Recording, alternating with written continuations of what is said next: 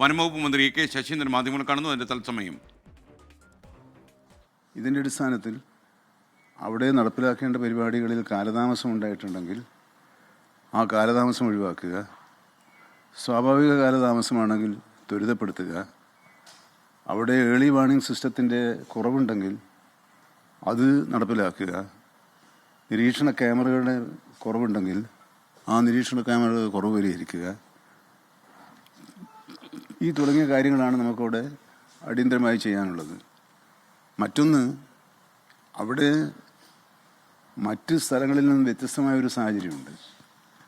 കാടും ആറളം ഫാമും തമ്മിലുള്ള അകലം വളരെ കുറവാണ്. അതിൻ്റെ തുടർച്ചയായി വരുന്നുണ്ട്.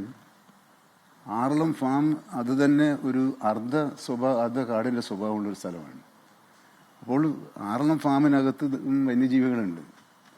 ആ വന്യജീവികളുടെ സഞ്ചാരം നിയന്ത്രിക്കുന്നതിന് അവിടെ അടിക്കാടുകൾ വെട്ടി സഞ്ചാര പഥങ്ങളെ തിരിച്ചറിയാനുള്ള ഒരു വഴിയാണ് സ്വീകരിക്കേണ്ടത്.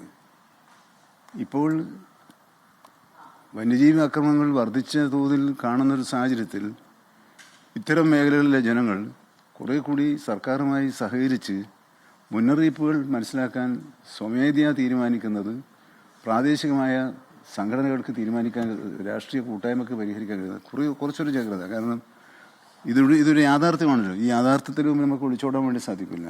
അപ്പോൾ ഈ യാഥാർത്ഥ്യത്തെ നേരിടുന്നതിന് ജനകീയ സഹകരണമാണ് ഏറ്റവും പ്രധാനമെന്ന് ഞാൻ കരുതുന്നതുകൊണ്ടാണ് സർവകക്ഷി യോഗം വിളിച്ചു കൂട്ടാൻ വേണ്ടി തീരുമാനിച്ചിട്ടുള്ളത്. അവിടുത്തെ ജനങ്ങൾ പറയുന്നത് വലിയ ആശങ്കയോടുകൂടിയാണ് അവരെല്ലാം ഇപ്പോഴും കഴിയുന്നത് എന്നുള്ളത്. അല്ല, അത് ശരിയായ ഒരു നിരീക്ഷണമാണല്ലോ.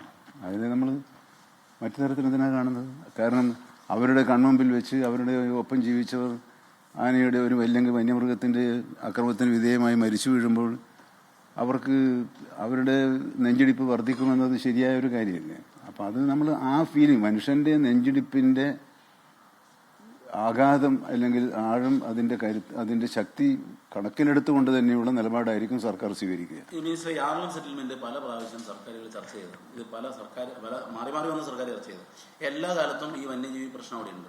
അപ്പൊ ഇവരുടെ ഒരു റിഹാബിലിറ്റേഷൻ, ഇവരെ അവിടെ നിന്ന് മാറ്റി. ഉപമന്ത്രി എ കെ ശശീന്ദ്രൻ മാധ്യമങ്ങൾ കാണുകയായിരുന്നു. അതിൻ്റെ തത്സമയമാണ് കണ്ടത്. കണ്ണൂർ ആറളം ഫാമിൽ ദമ്പതികളെ കാട്ടാന ചവിട്ടിക്കൊന്ന പശ്ചാത്തലത്തിൽ നടത്താൻ പോകുന്ന നീക്കങ്ങളാണ് അദ്ദേഹം മാധ്യമപ്രവർത്തകരോട് പറഞ്ഞത്.